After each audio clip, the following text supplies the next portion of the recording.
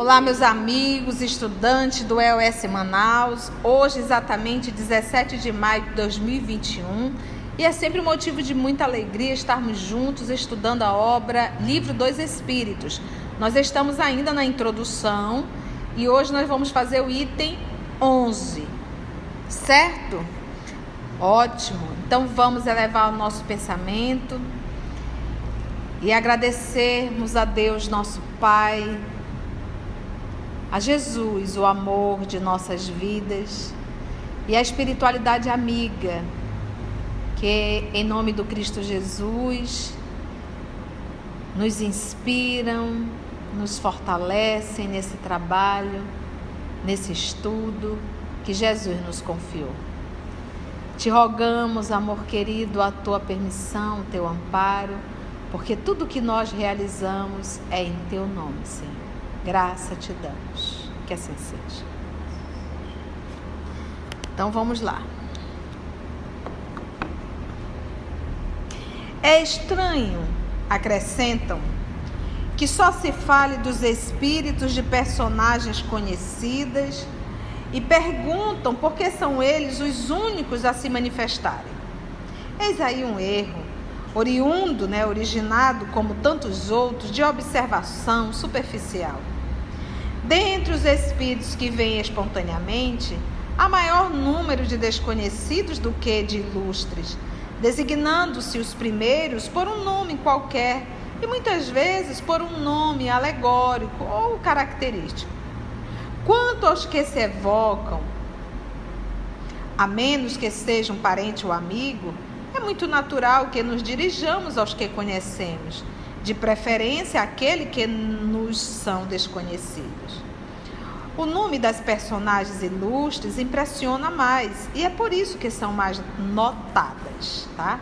Então, aqui a conversa na época diz, mas por que só se comunica espírito conhecido? E aqui Kardec está explicando, não é só conhecido. Os conhecidos são mais notados, são mais comentados, mas todos se comunicam. Continua o professor Allan Kardec. Acho também singular que os espíritos de homens eminentes atendam familiarmente ao nosso apelo e se ocupem, às vezes, com coisas insignificantes, em comparação com as de que se ocupavam durante a vida. Isso nada tem de estranho para os que sabem que o poder ou a consideração de que esses homens gozaram neste mundo não lhes dá nenhuma supremacia no mundo espiritual. Um rei, uma rainha, um presidente, um governador, um diretor, um grande empresário, isso no mundo espiritual não faz diferença nenhuma. Tá? O que faz diferença no mundo espiritual não é o dinheiro que você tem ou o título que você tem, mas a conduta moral que você conquistou. Isso sim é que faz toda a diferença. Nisto, os espíritos confirmam estas palavras do Evangelho, abre aspas, os grandes serão rebaixados e os pequenos serão elevados, fecha aspas, que devem ser entendidas como se referindo à posição que cada um de nós ocupará entre eles. É assim que aquele que foi o primeiro na terra poderá ser um dos últimos no mundo espiritual. Aquele diante de quem curvávamos aqui a cabeça pode, portanto, vir entre nós como o mais humilde operário. Porque, ao deixar a vida, deixou toda a sua grandeza e o mais poderoso monarca talvez lá se encontre abaixo do último dos seus soldados. Isso aí a gente, Vamos para o 12. Um fato demonstrado pela observação e confirmado pelos próprios espíritos é o de que os espíritos inferiores, muitas vezes, se apresentam com nomes conhecidos e respeitados. Então, você nunca pode, em hipótese alguma, fazer qualquer avaliação de uma mensagem já se empolgando com o nome que o Espírito assina. Então, abstenha-se. Vamos abstrair verdadeiramente o nome e vamos nos ater ao conteúdo. Isso é algo que a gente tem que estar muito atenta. Então vamos realmente nos ater ao conteúdo. Continua Kardec. Quem pode, pois, assegurar que os que dizem ter sido, por exemplo, Sócrates, Júlio César, Carlos Magno, Fénelon, Napoleão, Washington e etc., tenham realmente animado essas personagens? Essa dúvida existe entre alguns adeptos fervorosos da doutrina espírita. Admitem a intervenção e a manifestação dos espíritos, mas perguntam que controle podemos ter da sua identidade. Semelhante controle é, de fato, muito difícil de se estabelecer-se. Embora não possa ser feito de modo tão autêntico como por uma certidão de registro civil. Pode, ao menos por presunção, segundo certos indícios. Então, tenhamos muito cuidado. Então, gente, eu penso assim, lá no Livro dos Médiuns, o Kardec diz que é necessário você ter o conhecimento daqueles que conhecem uma verdadeira pedra. Então, para isso, você tem que se especializar para poder identificar.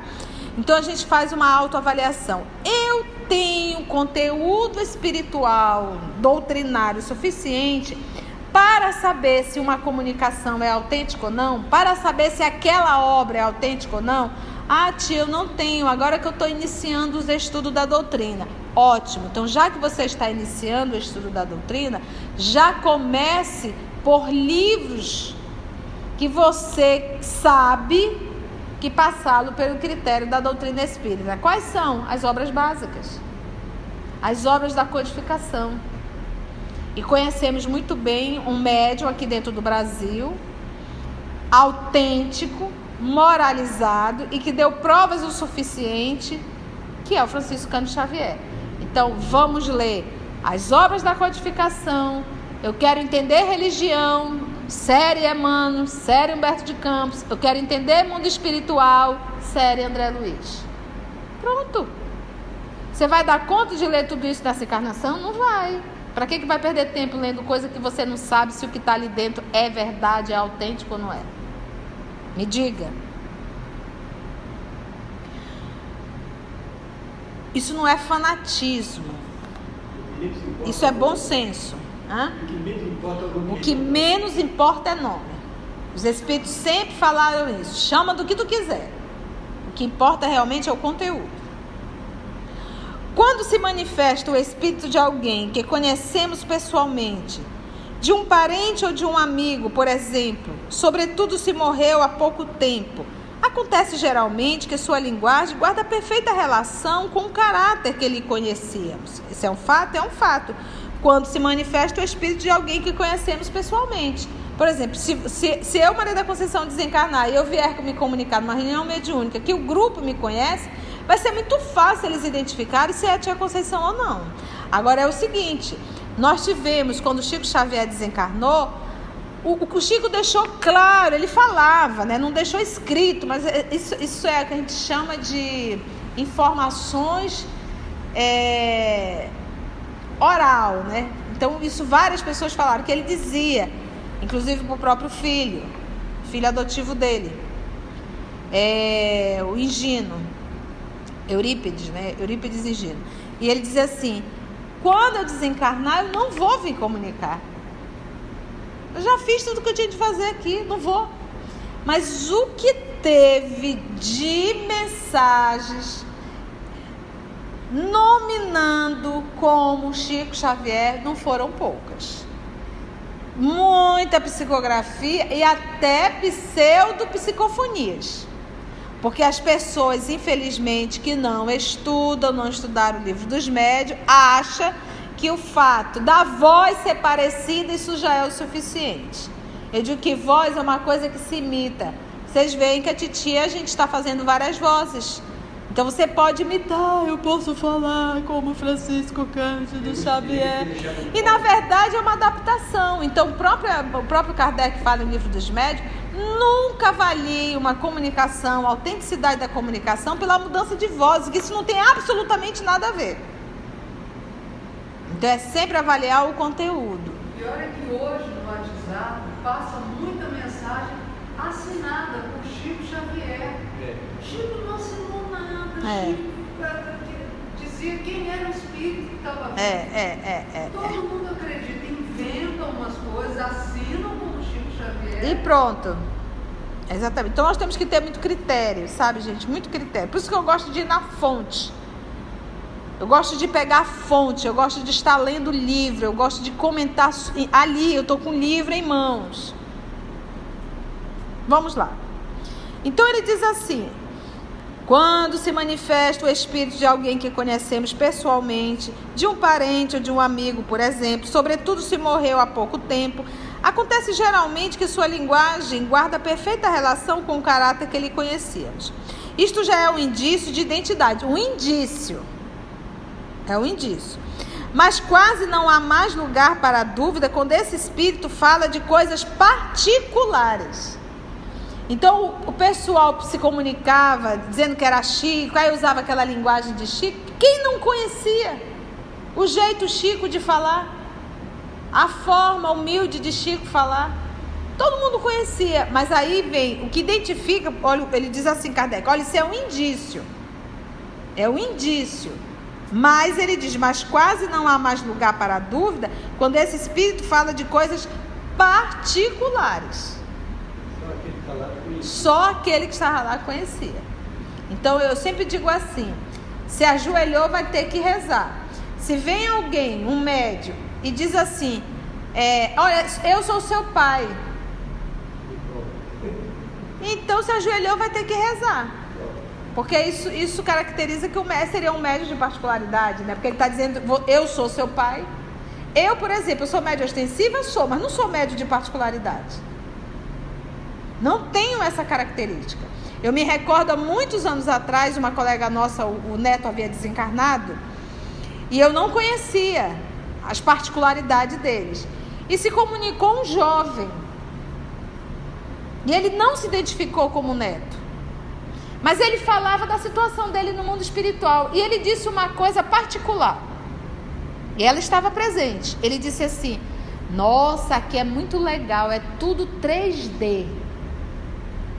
E aí ela começou a chorar muito, e eu obviamente não entendi. Depois que nós fomos avaliar a comunicação, ela disse: era meu neto, porque ele tinha essa mania. Ele era autista, para onde ele olhava ele dizia: pô, parece 3D. Então bastou isso para que ela... E ele não tinha muita consciência que ele tinha desencarnado, mas ele tinha consciência que ele estava num lugar diferente. Entendeste? Então é uma particularidade. E em nenhum momento eu direcionei, eu disse, e nem eu imaginei como médico seria. A verdade foi ela mesma que chegou a essa conclusão, devido... Esse ponto em particular foi algo que marcou, porque ela não comentou isso com ninguém, muito menos comigo. Então, aí a gente vai percebendo o quê? A particularidade é: eu sou seu pai, eu estou aqui. Então o médium está ajoelhando, ele está dizendo: opa, eu estou tendo certeza, é ele mesmo, então agora me comprove. Me mostra uma particularidade. Então, médium de particularidades é raríssimo, não é comum, tá, gente? Que fala data, nome, como o nosso Chico Xavier. Entendeu? Isso são médios de particularidades, tá bom?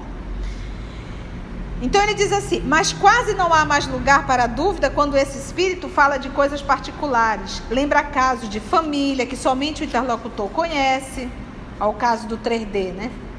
Um filho não se enganará, por certo, com a linguagem de seu pai ou de sua mãe, nem os pais com a linguagem dos filhos.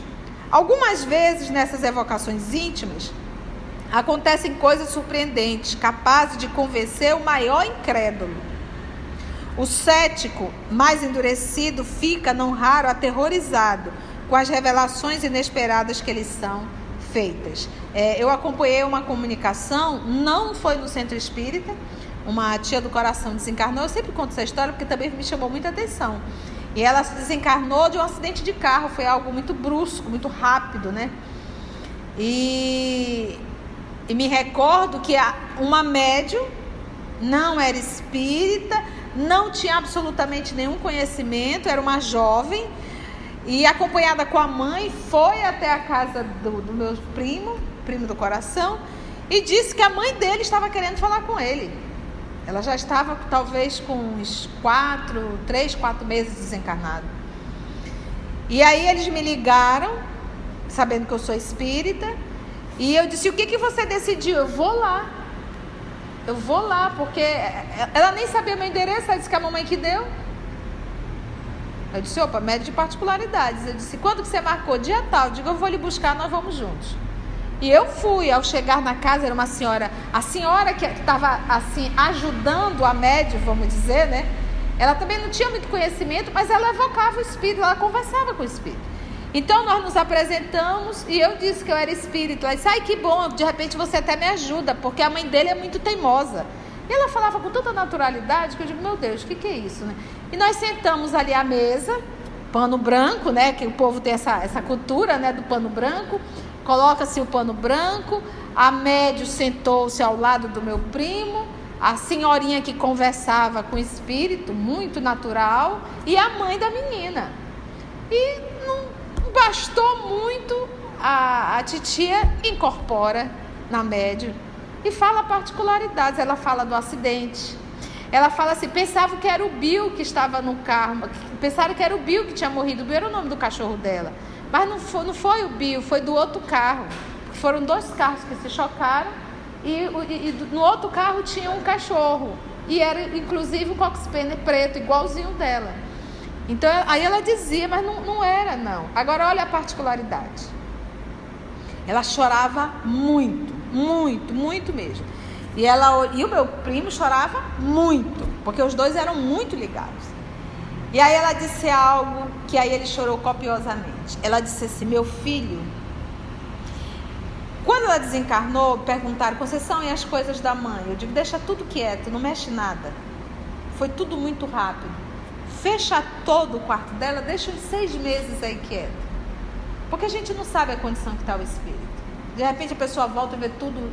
Não, deixa quieto. Então o quarto ficou fechado. E quem estava na casa era o filho. E aí ela disse assim: meu filho, quando você entra no meu quarto, ele é homem, ele não contou isso para ninguém, você pega a minha roupa, senta na minha cadeira e cheira a minha roupa. Ele fazia isso escondido, você acredita? Ele ia para o quarto da mãe, pegava a roupa da mãe dele, ficava cheirando e balançando na cadeira dela. E nessa hora eu olhei para ele, ele estava aos prantos, porque ele não contou para ninguém. Ele tinha vergonha, é homem, né? Eu estou acarinhando os seus cabelos. Nessa hora, quando está fazendo isso, ela está acarinhando os cabelos dele. Aí eu digo: meu Deus, não tem como eu negar a vida após a morte. Não tem. Não tem. Aquele povo ali nunca leu André Luiz, Chico Xavier, nada. E aí eu disse assim, aí eu fiquei calada e a senhorinha começou a perder paciência. Mas dona fulana, a senhora não pode ficar aqui, a senhora tem que seguir com os espíritos. A senhora está atrapalhando. Aí eu olhei para a senhorinha, tadinha, a titia chorando e todo mundo chorando, ela não me reconheceu. Tamanho o estado de monoideia ligada realmente ao filho. Aí eu disse assim: senhora, a senhora permite eu conversar? Converse, minha filha, com ela, porque eu já não sei mais o que falar, ela é muito teimosa. Assim mesmo, gente, juro para vocês. Aí eu olhei, eu disse: dona fulana. Ela disse: eu digo: a senhora está me ouvindo bem? Estou. A senhora bateu a cabeça? Eu sabia que ela tinha batido. Bati. Sangra? Ela disse: sangra. A senhora sente dor? Sinto. A senhora consegue enxergar além da gente outras pessoas? Consigo. Eles lhe passam confiança? Sim, eles querem me ajudar. Eles querem me levar para o hospital. Olha só, é os amigos espirituais, né? Eu disse: pois então vá. É hora da senhora se tratar. A senhora está muito machucada. Aí ela disse: e meu filho? Eu digo: ele é filho de Deus. Deus vai cuidar dele. Do jeito que a senhora está, a senhora não vai poder cuidar dele. Se fortaleça, se cuide. Quando Deus permitir, a senhora vem para cuidar dele. Aí ela disse: está me dando sono? Eu digo: durma. E ali ela adormeceu e o médium também adormeceu, né? Aí a senhorinha olha para mim e diz: ai, minha filha, ainda bem que você conseguiu, porque eu não sabia mais o que dizer para ela. E aí a médium ali ainda meio em transe, aí ela diz: fulano, traz o café sem açúcar. Aí levanta a médium, bate no rosto da médium, dá café amargo para a médium voltar logo. Olha, você tem uma noção.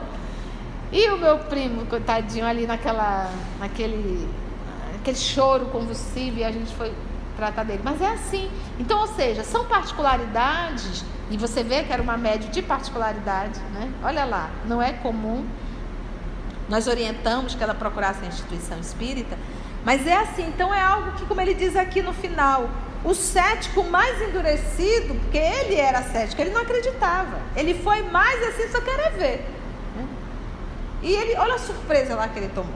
O cético mais endurecido fica, não raro, aterrorizado com as revelações inesperadas que lhes são feitas.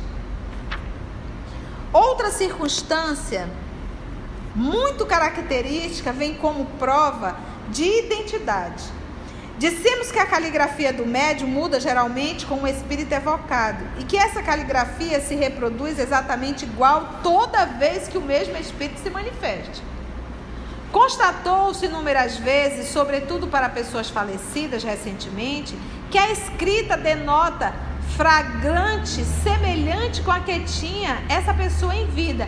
Tia, isso aqui é comum? Não, não é. Tá? Para que o médium possa psicografar algo que é da a mesma escrita, a mesma caligrafia, é necessário o quê? É necessário que seja um médium mecânico, tá? Um médium mecânico. Porque o que acontece? O médium intuitivo, ele capta o pensamento do espírito e ele mesmo passa para o papel rapidamente. Ele tem que ser rápido, ele passa rápido.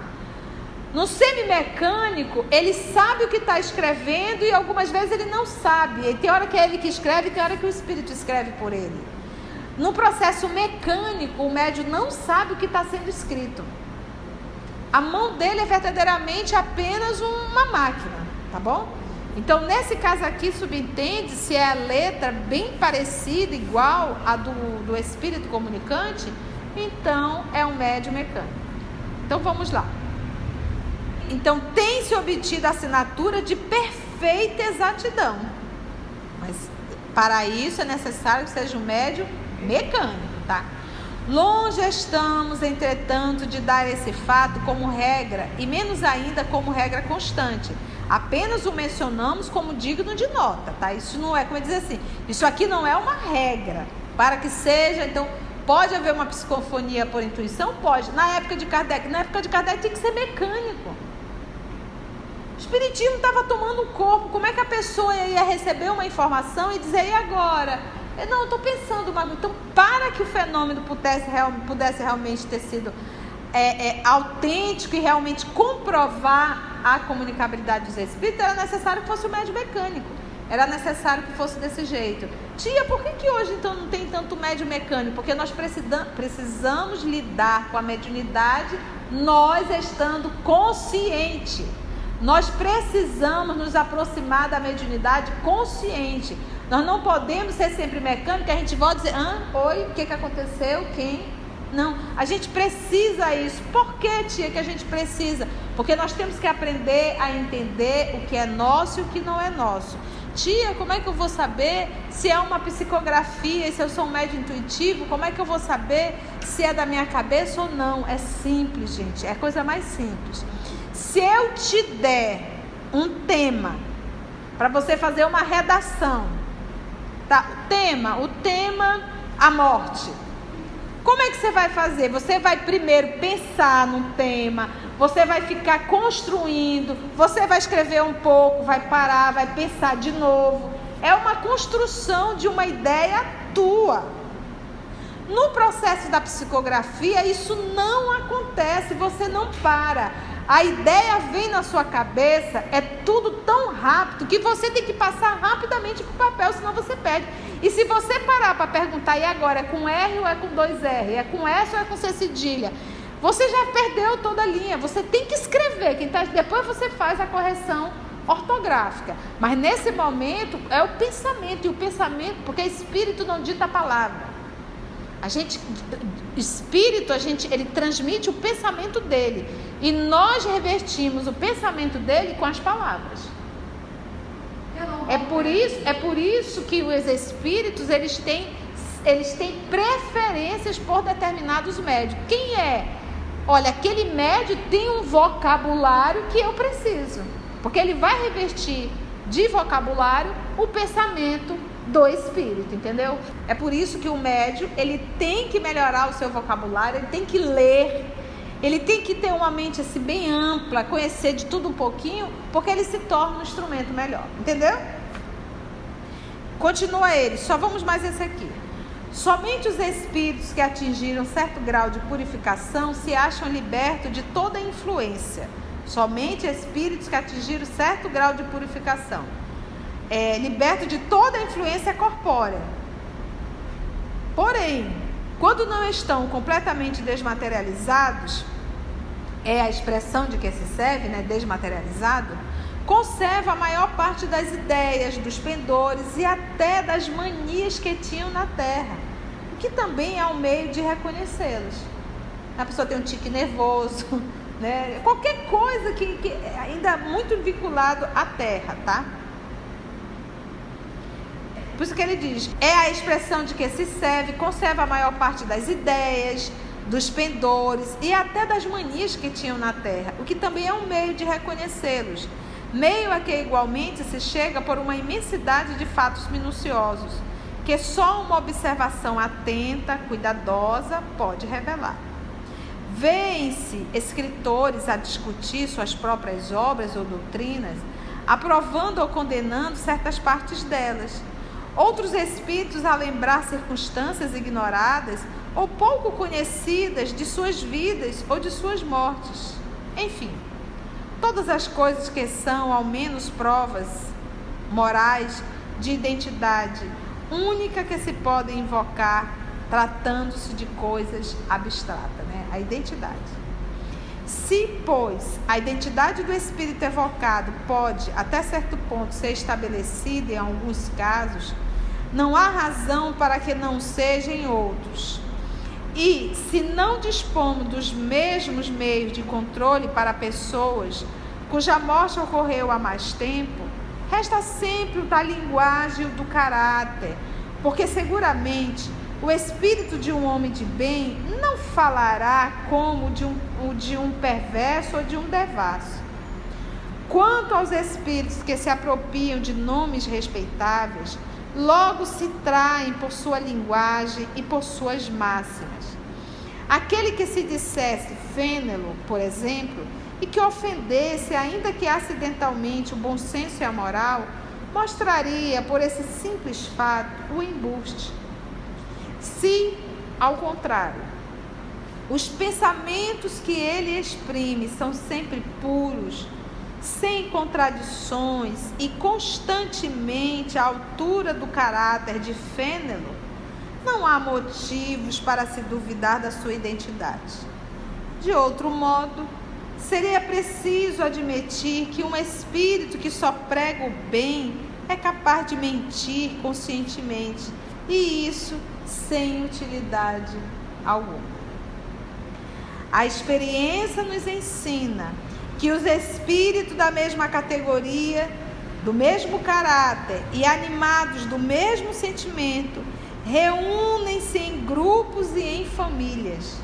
Ora, o número dos espíritos é incalculável e estamos longe de conhecê-los a todos.